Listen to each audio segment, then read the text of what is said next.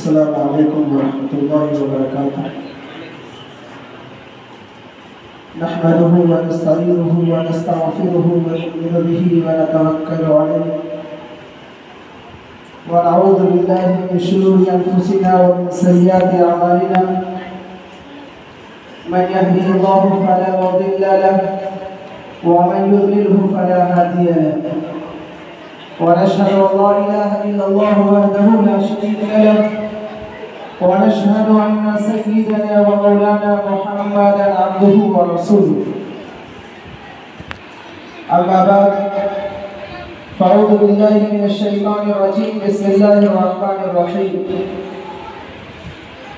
قل إن كنتم تحبون الله فاتبعوني يحببكم الله. صدق الله العظيم.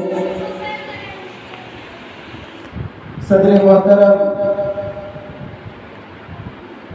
اور اس عظیم گاؤں کی عظیم بستیاں، آپ کی اطلاع کے لیے عرض کر دوں کہ اس گاؤں میں میرا ایک دوسرا سفر ہے۔ آج سے تقریباً 6-7 سال پہلے بھی میں آیا تھا، لیکن اس سفر کا کوئی مقصد نہیں، صرف آرام اور سکون تھا۔ لیکن آج میں آپ کے سامنے ہوں تو اس سفر کا ایک خاص مقصد ہے، اور آج کی اس محفل میں شرکت کی ایک خاص مناسبت ہے۔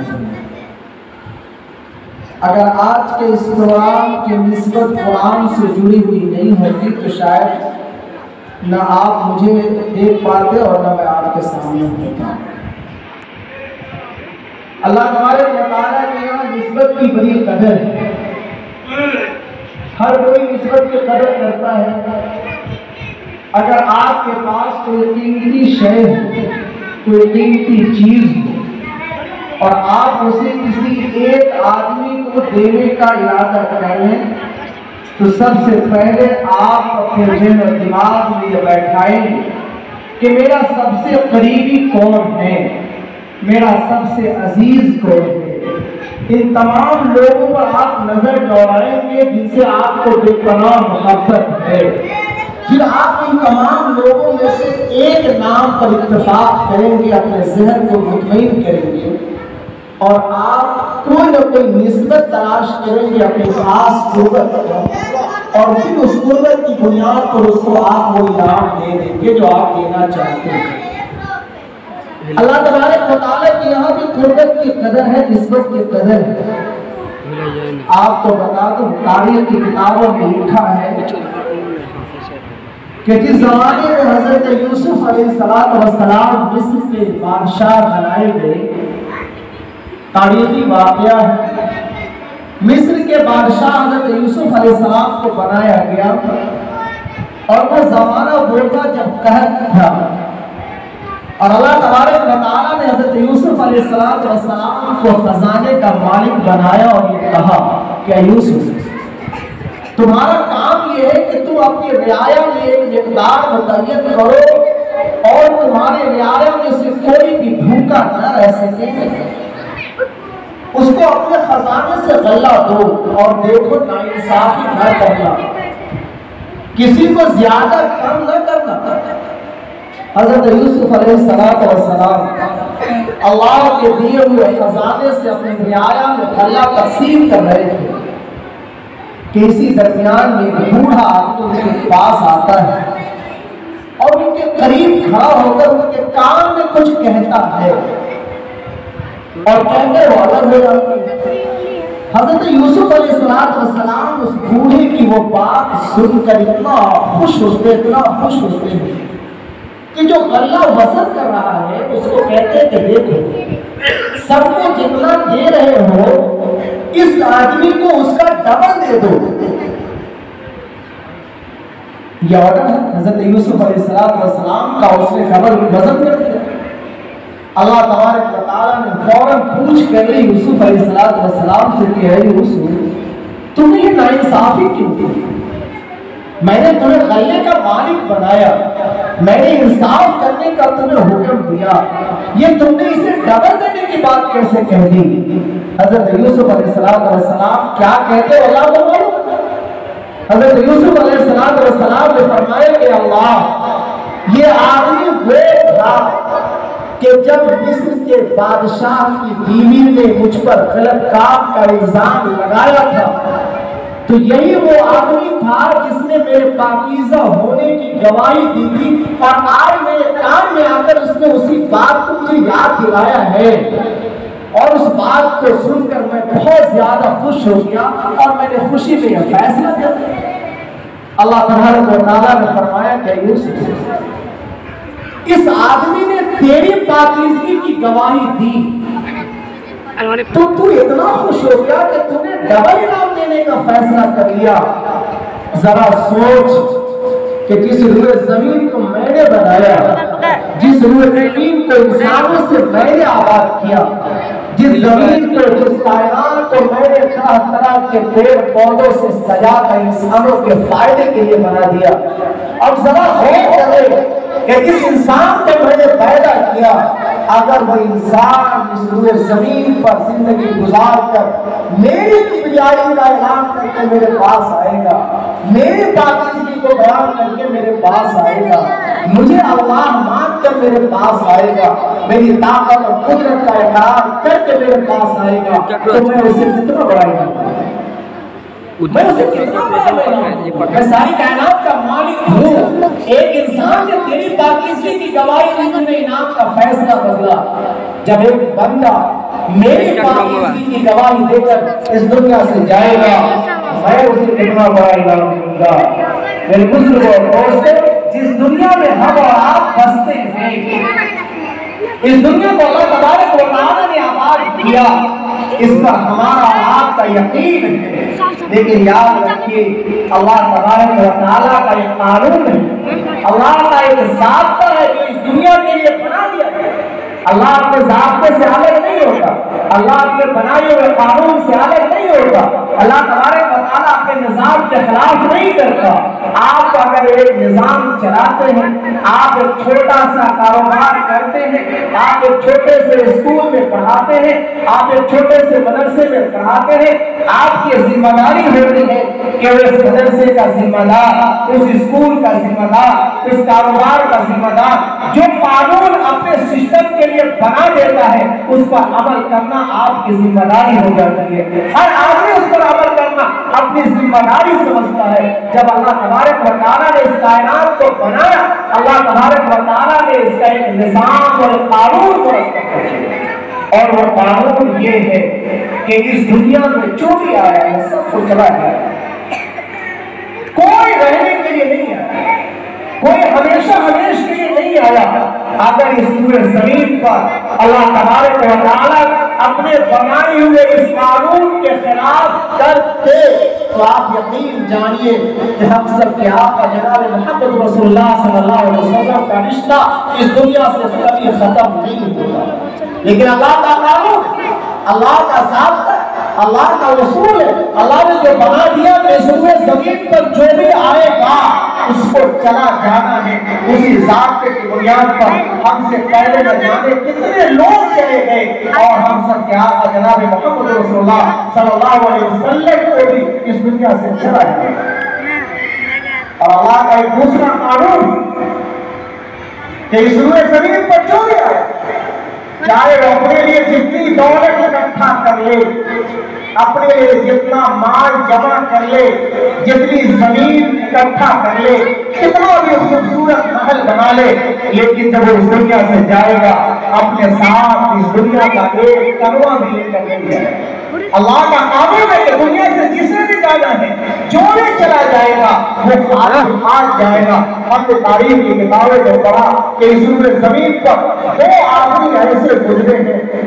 جن کو اللہ تبارک و تعالیٰ نے یہ صلاحیت دی، جن کو اللہ تبارک و تعالیٰ نے یہ طاقت دی کہ انہوں نے دنیا کے ایک بڑے حصے پر حکومت کی۔ ایک کا نام حضرت سلیمان علیہ السلام اور ایک کا نام حضرت ذوالقرنین علیہ السلام ہے۔ تاریخ میں لکھا ہے کہ حضرت ذوالقرنین علیہ السلام جب اس دنیا سے جانے لگے، اپنی زندگی کا آخری وقت تھا ان کا، تو انہوں نے اپنے وزیر کو بلایا اور کہا کہ اے میرے وزیر آؤ میرے پاس بیٹھو، میں تمہیں ایک وصیت کرتا ہوں۔ وزیر آ کر بغل میں بیٹھ گیا۔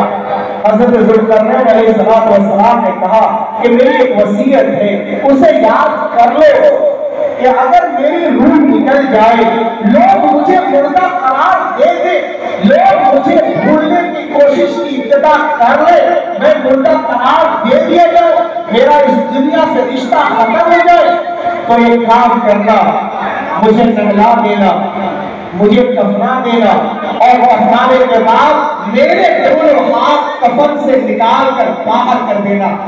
وزیر نے کہا کہ بادشاہ میں نے پوری زندگی میں نہ جانے کتنے جنازے میں شرکت کی، نہ جانے میری نگاہوں کے سامنے کتنے مردوں کو کفن دیا گیا، نہ جانے کتنے لوگوں کو میں نے اپنے ہاتھوں سے نہلایا ہے، میں نے کسی کے ساتھ اتنی بے حرمتی ہوتے ہوئے نہیں دیکھا، بھلا کفن دینے کے بعد بھی کسی کے ہاتھ کو کفن سے باہر دیا۔ ذوالقرنین نے کہا کہ نہیں، میں دنیا کو ایک پیغام دیتا چاہتا ہوں، میں اللہ کے اس قانون سے دنیا کو واقف کرانا چاہتا ہوں۔ اے دنیا کے لوگوں، اس بات کو یاد کر لو کہ اللہ کا قانون یہ ہے کہ دنیا سے جو جائے گا وہ خالی ہاتھ جائے گا، وہ اپنے ساتھ کچھ لے کر نہیں جائے گا۔ دیکھو یہ ذوالقرنین جس نے پوری دنیا پر حکومت کی، نہ جانے اس کے پاس دولت کا کتنا ذخیرہ موجود تھا، لیکن دیکھو یہ بھی دنیا سے جا رہا ہے تو اس کے دونوں ہاتھ خالی۔ میرے بزرگ اور دوستوں، اللہ کا ایک تیسرا قانون بھی ہے، اللہ کا ایک قانون یہ ہے کہ آپ دنیا میں جو بھی کریں گے، آپ کو اللہ تعالیٰ نے زندگی دی، آپ کو اللہ تعالیٰ نے سانس دی، آپ دنیا میں سانس لے کر اپنی زندگی گزارتے ہیں، آپ کی جتنی عمر ہوئی اللہ تبارک و تعالیٰ نے آپ کو اس عمر میں نہ جانے کتنے کام کے موقع دیے، لیکن اللہ کا قانون یہ ہے کہ آپ کو یہ اختیار نہیں دیا گیا کہ آپ نے دنیا میں جو کام کیا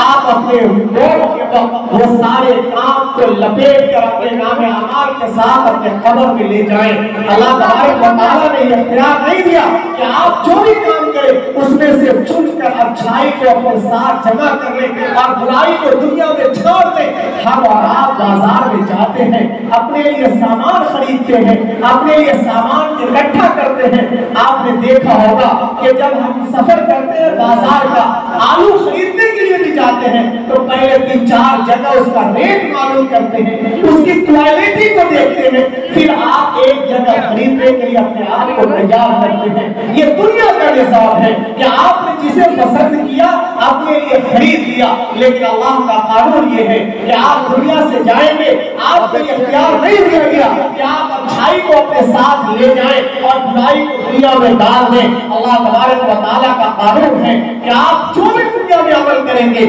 چاہے وہ عمل نیکی کا ہو یا وہ عمل برائی کا ہو، وہ عمل اچھائی کا ہو یا وہ عمل خرابی کا ہو، اللہ کا قانون یہ ہے کہ جب آپ کی سانس رکے گی آپ مردہ قرار دے دیے جائیں گے، آپ کا پورا نام اعمال ایک ساتھ لپیٹ کر وہ آپ کی آخرت میں حساب و کتاب کے لیے جمع کر دیا جائے۔ میرے بزرگوں اور دوستوں، آج کے اس پروگرام کی نسبت قرآن سے، آج یہ محفل جمی ہے اس کی نسبت قرآن کریم، ان بچوں نے حفظ مکمل کیا، اللہ تبارک و تعالیٰ نے ان کا جو مقام مرتب کیا، اللہ تبارک و تعالیٰ نے ان کے جو مرتبے مرتب کیے، اللہ تبارک و تعالیٰ نے ان کی جو حیثیت متعین کی، اس کے لیے میرے پاس الفاظ نہیں ہے کہ میں آپ کے سامنے ان الفاظ کو اور کر سکوں۔ اللہ تبارک و تعالیٰ کا وعدہ ان کے بارے میں یہ ہے، اس نسبت کی بنیاد پر کہ کل قیامت میں اللہ تبارک و تعالیٰ ان سے کہے گا کہ جا کے اپنے گھر پہ چلا گیا، اپنی منزل پہ چلا گیا۔ ایک حافظ قرآن پوچھے گا کہ اللہ میری منزل کیا ہے، میرا مقام کیا ہے، میں کس منزل میں جاؤں، میں کون سی بلڈنگ میں جاؤں، میری جگہ کیا ہے؟ اللہ تبارک و تعالیٰ کہے گا میرے بندے، جس قرآن کو تو لے کر آیا اپنے سینے میں نے اسے اپنے نبی پر اتارا، اگر میں اسی قرآن کو پہاڑ پر اتارتا تو اس قرآن کی طاقت اور اس کی قوت یہ تھی کہ پورا کا پورا پہاڑ ریزہ ریزہ ہو جاتا، लेकिन है मेरे बंदे, तूने उस कुरान को अपने सीने में महफूज किया, उस कुरान के एक लफ्ज को अपने सीने में उतारा, मैंने उस कुरान के लिए तेरे सीने को खोल दिया। आज तेरा मकाम ये है कि उस कुरान को पढ़ता जा, और जिस जगह पे तेरा कुरान खत्म हो जाएगा उसी जगह पे तेरा महल है, उसी जगह तेरा ठिकाना है। दुनिया की कोई,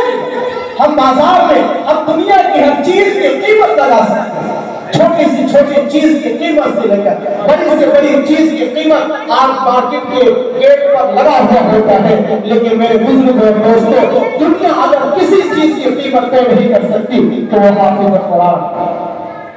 इसकी कोई कीमत नहीं लगा सकती, इसके कोई फर्क नहीं कर सकता। इसलिए कि अल्लाह के नबी जनाब मोहम्मद रसूलुल्लाह सल्लल्लाहु अलैहि वसल्लम ने इरशाद फरमाया,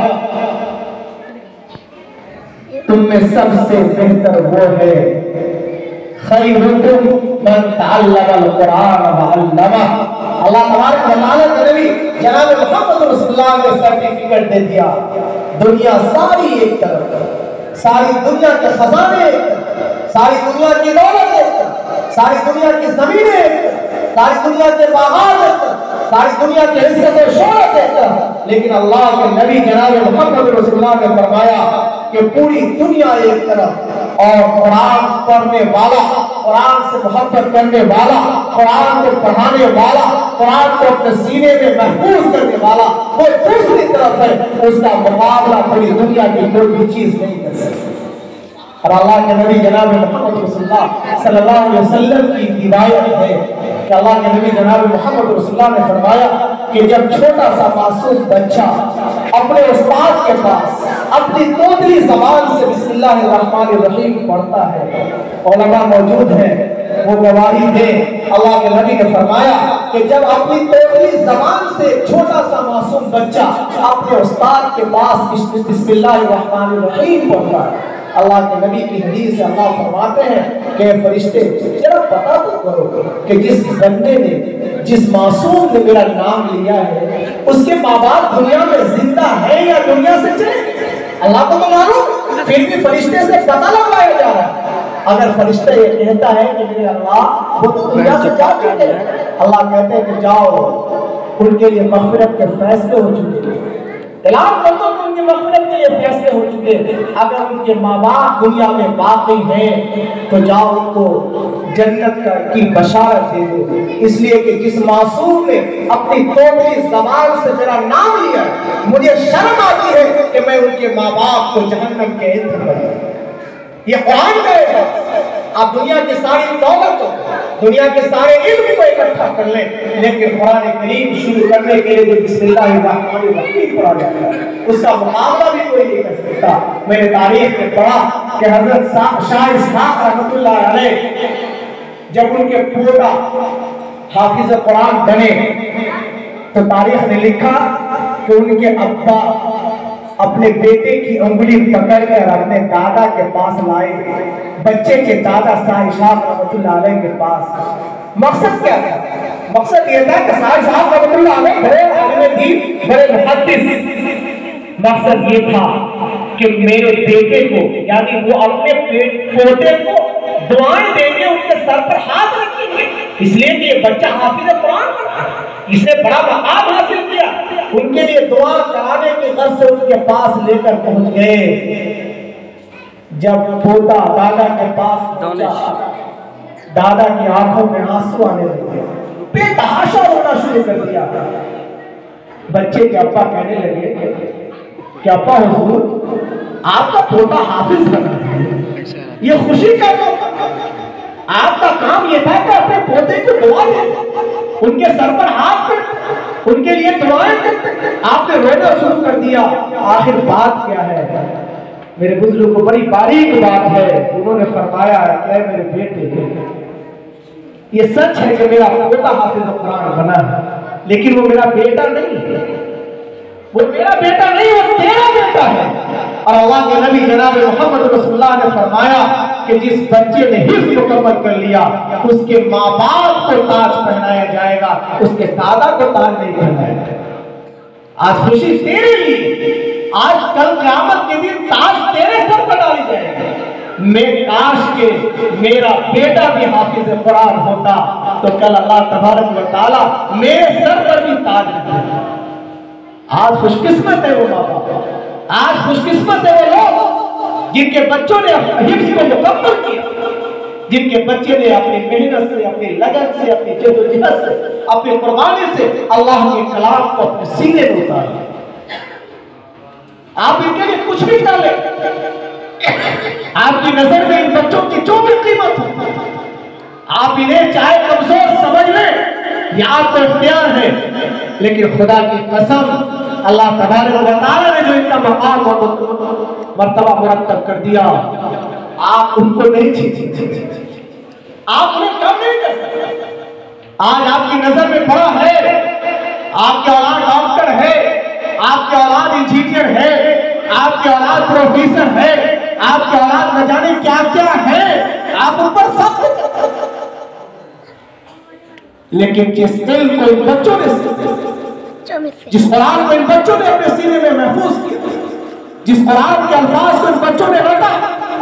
جس قرآن کے لیے، قرآن کریم کے لیے اللہ تبارک و تعالیٰ نے ان کے سینوں کو کھول دیا، آپ ان کی قیمت کو لگائیے، آپ ان کی قیمت کو محفوظ کیجئے، آپ ان کے مقام و مرتبے کو سمجھ لیجئے۔ میں اللہ سے وعدہ کرتا ہوں،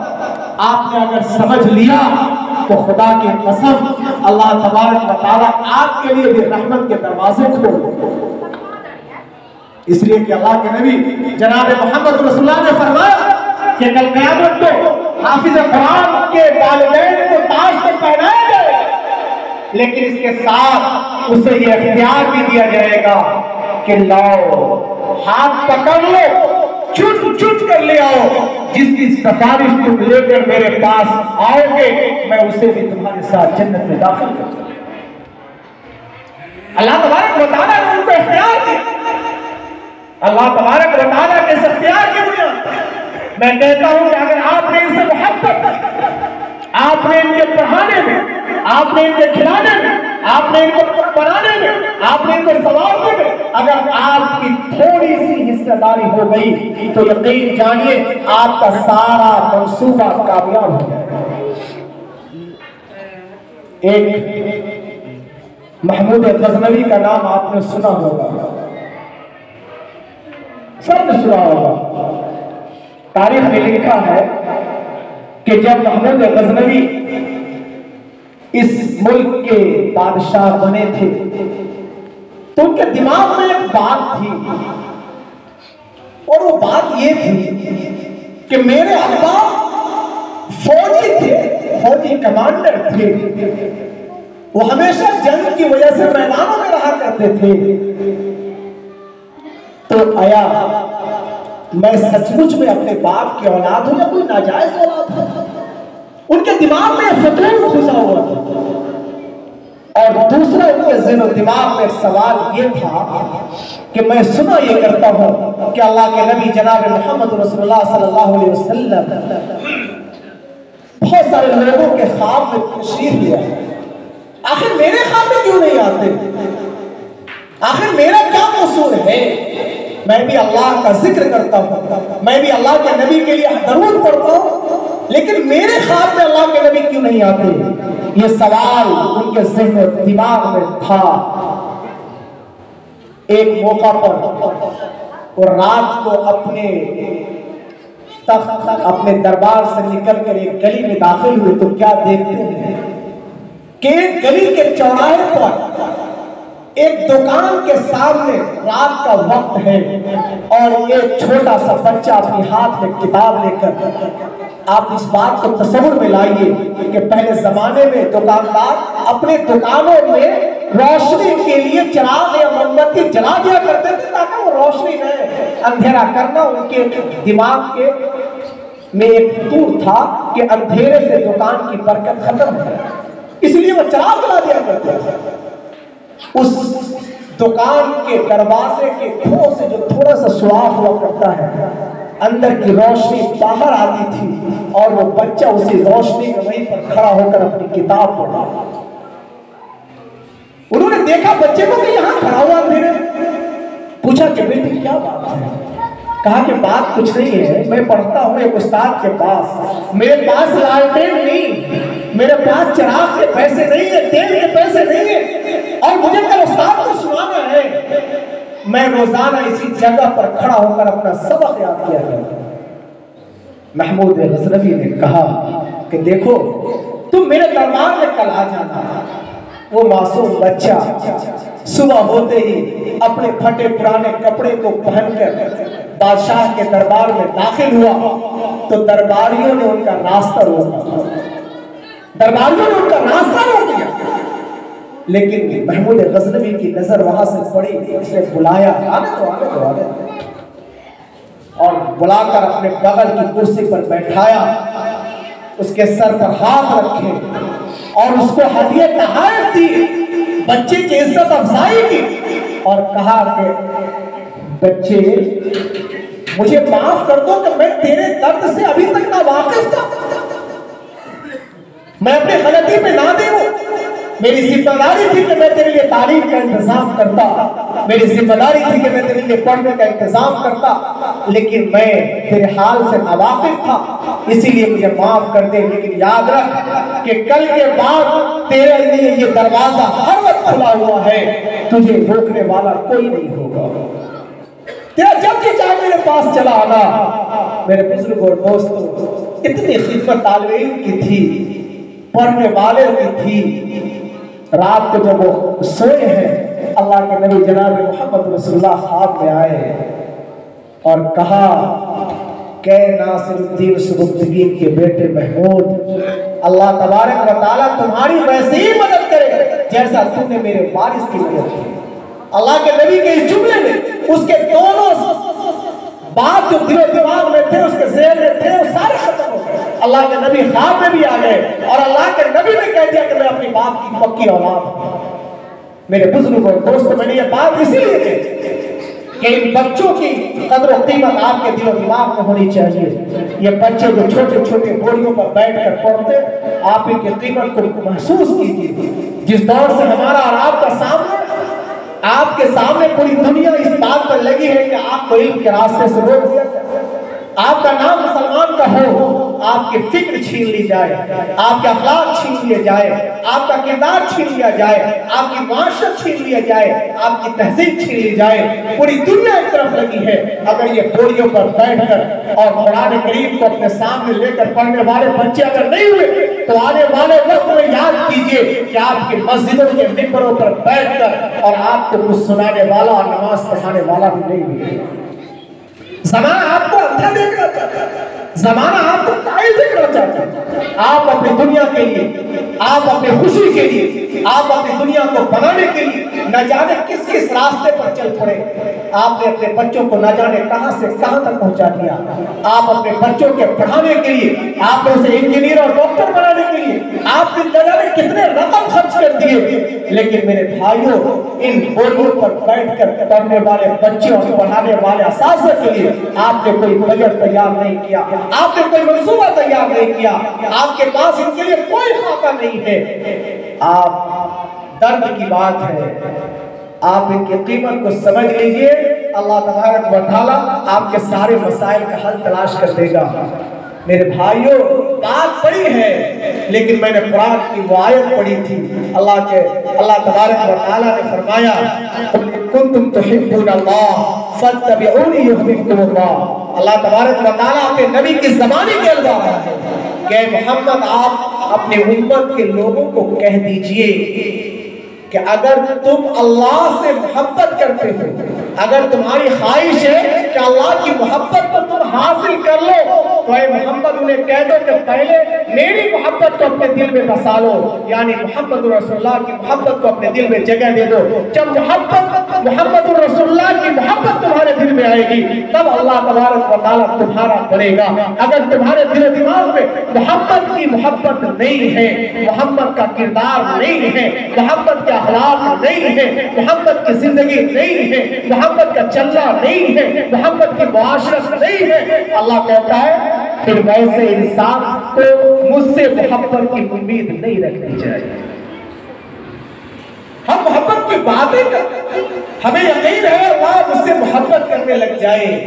ہمیں یہ وعدہ ہے کہ میرا نبی مجھ سے محبت کرنے لگ جائے، لیکن ہماری زندگی میں اللہ کے نبی کا اخلاق نہیں ہے، ہماری زندگی میں نبی کا طریقہ نہیں ہے، ہماری زندگی میں نبی کا پیغام نہیں ہے۔ جاؤ تلاش کرو سیرت کی کتابوں میں یہ بات ملے گی کہ جب اللہ کے نبی جناب محمد رسول اللہ کا رشتہ اس دنیا سے ختم ہوا، ابھی آپ کو اس دنیا سے رخصت ہوئے چند مہینے بھی نہیں گزرے تھے کہ تاریخ میں لکھا کہ ایک مرتبہ حضرت ابوبکر صدیق رضی اللہ تعالیٰ عنہ اپنی بیٹی حضرت عائشہ رضی اللہ تعالیٰ عنہ کے پاس تشریف لے گئے اور کہا کہ بیٹی ایک بات بتاؤ کہ تم نے اپنے شوہر جناب محمد رسول اللہ کی زندگی کو بڑے قریب سے دیکھا ہے، ایک بیوی بن کر دیکھا ہے، اور تو نے میری زندگی کو دیکھا ہے باپ کی حیثیت سے، مجھے یہ بتاؤ کہ میری زندگی میں اور محمد رسول اللہ کی زندگی میں تمہیں کیا فرق محسوس ہوا؟ بیٹی نے فرمایا کہ اے ابا، میں نے بڑی باریکی کے ساتھ آپ کی زندگی کو دیکھا ہے، اپنے نبی کی زندگی کو بھی دیکھا، آپ کی زندگی کو بھی دیکھا، لیکن جب میں نے دونوں کی زندگی کو ایک جگہ جمع کرنے کی کوشش کی، مجھے کوئی فرق نظر نہیں آیا، مجھے آپ کی زندگی میں تو کوئی فرق نظر نہیں آیا، لیکن اے ابا میں نے دیکھا ہے کہ ایک عمل جناب محمد رسول اللہ صلی اللہ علیہ وسلم کا تھا، ان کی زندگی کے آخری وقت کا عمل ہے، جو عمل آپ میں اب تک نہیں آیا۔ اتنا سننا تھا کہ حضرت ابوبکر صدیق رضی اللہ تعالیٰ عنہ کانپنے لگے کہ بیٹی مجھے بتا تو صحیح کہ آخر وہ عمل کیا ہے جو میرے نبی کا تھا اور میری زندگی میں نہیں ہے۔ کل میرا نبی اگر قیامت کے دن مجھ سے پوچھے گا کہ ابوبکر بتاؤ میرے بعد تو نے میری زندگی اور میرے پیغام کے ساتھ کیا معاملہ کیا، تو میں کیا جواب دوں گا؟ میری بیٹی مجھے بتاؤ کہ وہ معاملہ کیا ہے، آخر وہ کون سا عمل تھا جو جناب محمد رسول اللہ نے کیا اور میری زندگی میں اب تک وہ عمل نہیں ہے۔ بیٹی کہنے لگی کہ ابا اصل بات یہ ہے کہ جب میرے نبی جناب محمد رسول اللہ صلی اللہ علیہ وسلم اپنی زندگی کے آخری وقت میں تھے تو مجھ سے ایک فرمائش کیا کرتے تھے کہ عائشہ میرے لیے ایک کوئی میٹھی چیز بنا دیا کر۔ حضرت عائشہ فرماتی ہے کہ ابا میرے نبی مجھ سے فرمائش کرتے تھے کہ کوئی میٹھی چیز بنا دیا کر، میں ان کے لیے بناتی تھی اور وہ ایک چھوٹے سے پیالے میں رکھ کر اور ایک راستہ بتایا کہ اس راستے پر چلے جایا کرتے تھے، وہ کہاں جاتے تھے اس کا علم مجھے بھی نہیں ہے، لیکن اے ابا میرے نبی کا یہ کردار تھا، میرے نبی کا یہ عمل تھا، آپ کی زندگی میں اب تک یہ عمل نہیں ہے۔ حضرت ابوبکر صدیق نے فرمایا کہ بیٹی میں اب تک اللہ کے نبی کے اس طرز سے دور ہوں، کل سے عمل تو ڈروا، میرے لیے وہی کام کر، اسی طرح کر جس طرح تو اپنے شوہر اور نبی جناب محمد رسول اللہ کے لیے کرتی تھی۔ بیٹی نے بنایا، پیالے میں رکھا، ابوبکر کے ہاتھ میں تھمایا، لے کر چلے، پتہ نہیں کہاں جانا ہے، پتہ نہیں کہاں جانا ہے، اس راستے پر چلے جس راستے کی رہنمائی کی گئی، لیکن گاؤں سے باہر نکل گئے، کچھ سمجھ میں نہیں آ رہا ہے کہ میرے نبی کا عمل کیا تھا۔ جب کچھ دور چلے تو دیکھا کہ ایک پیڑ کے نیچے ایک اپاہج بیٹھا، ایک پیڑ کے نیچے ایک اپاہج بیٹھا جس کے بدن میں چھالے پڑے ہوئے ہیں، زبان میں چھالے پڑے ہوئے ہیں، وہ کچھ کھا نہیں سکتا، اچھی طرح بول بھی نہیں سکتا۔ جب اس نے ایک آدمی کی آہٹ سنی تو وہ سیدھا ہو کر بیٹھ گیا، اور سیدھا ہو کر بیٹھنے کے بعد کہا کہ محمد تو نے مجھ پر ظلم کب سے کرنا شروع کر دیا؟ میں اتنا دن سے بھوکا ہوں، تو مجھے کھلانے کیوں نہیں آیا؟ اتنا سننا تھا کہ ابوبکر کے دل نے کہا ابوبکر یہ تیرا مقصود ہے، اب تو اپنی منزل پر پہنچا ہے۔ انہوں نے کہا کہ اللہ کے بندے میں محمد نہیں، محمد کو اس دنیا سے جائے ہوئے کافی دن ہو گئے، میں محمد رسول اللہ کا غلام ہوں، ابوبکر ہوں، مجھے تیرا حال معلوم نہیں تھا، مجھے معاف کر دے۔ حضرت ابوبکر صدیق نے پیالے سے जो भी मीठी चीज थी उसे निकाला और उनके मुंह में डाल दिया। उनके मुंह में डालते ही वो बंदा चीख पड़ा और कहा कि अबू बकर, अगर तू अपने नबी का गुलाम है तो तेरे जिंदगी में मोहम्मद रसूलुल्लाह का तरीका होना चाहिए। तूने जिस अंदाज से मुझे खिलाया, मेरे नबी का तरीका मुझे खिलाने का वो नहीं था, इसलिए कि मेरे मुंह में छाले पड़े, मैं चबा नहीं सकता, मैं चबा कर उसे निगल भी नहीं सकता। मेरे नबी का तरीका ये था कि मोहम्मद रसूलुल्लाह पहले लुक़मा को अपने मुंह में रखते थे,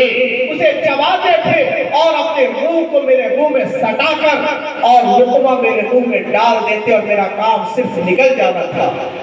मेरे भाइयों, ये मोहम्मद रसूलुल्लाह की मोहब्बत जो अबू बकर के दिलो दिमाग में थी, अबू बकर सिद्दीक़ रज़ी अल्लाह ताला अन्हु ने अपनी जिंदगी में अल्लाह के नबी की मोहब्बत को जिंदा रखने के लिए इसी तर्ज पर उस अपाहज को खिलाते रहे। ऐ मेरे नबी की उम्मत के लोगों, ये बात याद रख लो कि अल्लाह के नबी से मोहब्बत का दावा अधूरा है जब तक आपकी जिंदगी, जब तक आपके किरदार में, जब तक आपके अमल में, जब तक आपकी फिक्र में, जब तक आपके सोच में जनाब मोहम्मद रसूलुल्लाह की जिंदगी का एक एक अमल नहीं आ जाता, आप यकीन कीजिए कि आपका हर दावा झूठा, आपकी मोहब्बत के दावे झूठे, आपका अमल झूठा है। कल मोहम्मद रसूलुल्लाह सल्लल्लाहु अलैहि वसल्लम अगर क़यामत के दिन आपका दामन पकड़ लेगा, आपको कोई बचाने वाला नहीं है, आपको कोई बचाने वाला नहीं है। मेरे बुजुर्गों, मेरे दोस्तों और मेरे भाइयों, वक्त की रफ्तार बड़ी तेजी के साथ अपने घड़ी की तरफ, अपने मंजिल की तरफ है। बात बहुत थे, दिलो दिमाग भी हाजिर है, आप जैसे सुनने वाले भी मौजूद हैं। दिल चाहे तो क्या चाहे, लेकिन अफसोस वक्त की रफ्तार मुझे इजाजत नहीं देती। मैं ज्यादा बात नहीं करूंगा, बस इतना कह दूं कि इस जहांगीर को टोला बैसी के लोगों, आज जिस दौर में हमारा और आपका साबका है, वो दौर हमसे एक चीज का मुतालबा करता है। वो चीज का मुतालबा ये कि लौट जाओ अल्लाह की तरफ। अब दुनिया की कोई ताकत तुम्हें अल्लाह के अजाब से बचाने वाला नहीं है। अब लौटना पड़ेगा तुम्हें अल्लाह की तरफ। लौटो उस नबी के दावत की तरफ जो नबी तुम्हारे लिए रातों को रोता रोता अपनी आंखों को भिगा लेता था, जिस नबी ने ताइफ की गलियों में पत्थर खाए ताकि ये उम्मत वक़ार के साथ, इज्जत के साथ सर ऊंचा करके चल सके, जिस नबी के रास्ते में कांटे इसीलिए बिछाए गए और अल्लाह के नबी के कदम इसीलिए लहूलुहान हुए कि इस उम्मत का सर कभी झुक न पाए। लेकिन आज हमारे किरदार, आज हमारी जिंदगी, आज हमारे अमल में, आज हमारी फिक्र में हमें सर ऊंचा करके नहीं, हमें सर झुका कर चलने पर मजबूर कर दिया। मेरे बुजुर्गों और दोस्तों, हम और आप फख्र से कहते हैं कि हम मुसलमान हैं। कुरान ने भी कहा फख्र से कहो कि मुसलमान हो। अल्लाह ने कहा कि फख्र से कहो वमन अहसनु क़ौलन मिम्मन दअा इलल्लाह व अमिल सालिहन व क़ाल इन्ननी मिनल मुस्लिमीन। अल्लाह भी कहता है कि लोगों, फख्र से कहो कि मैं मुसलमान हूँ, लेकिन उस मुसलमान कहने के लिए तुम्हें कई रास्ते तलाश करने हैं, कई मंजिल चढ़नी है। पहले अमल करो, अल्लाह को मान लो, अल्लाह के नबी की जिंदगी के सीरत से अपनी जिंदगी को संवार लो, अपने किरदार से अपने आप को पाकीज़ा करो, फिर कहो कि मैं मुसलमान हूँ। इसलिए कि इस्लाम किसी दीवार पर लिखी हुई चीज का नाम नहीं है, इस्लाम किसी दीवार पर लिखी हुई बात का नाम नहीं है, इस्लाम आपके अमल का नाम है। इस्लाम का तकाजा यह है कि आप चले तो आपके चलने से इस्लाम झलके, आप बोले तो आपके बोलने से इस्लाम झलके, आपके मुआशरे से इस्लाम झलके, आपके अखलाक से इस्लाम झलके और आपके हर फिक्र से इस्लाम झलके। यही इस्लाम का तकाजा है और यही आज मेरा पैगाम भी है। अल्लाह तबारक व तआला से दुआ कीजिए कि अल्लाह ने इस मुख्तसर से वक्त में जो बातें, जो सोच, जो फिक्र اس دل و دماغ میں ڈالی اور آپ تک پہنچی۔ اللہ تبارک و تعالیٰ ان تمام باتوں پر ہم سب کو عمل کرنے کی توفیق عطا فرمائے۔ زندگی بچی انشاءاللہ العزیز تو پھر کبھی ملاقات۔ وآخر دعوانا الحمدللہ رب العالمین والسلام علیکم ورحمۃ اللہ وبرکاتہ۔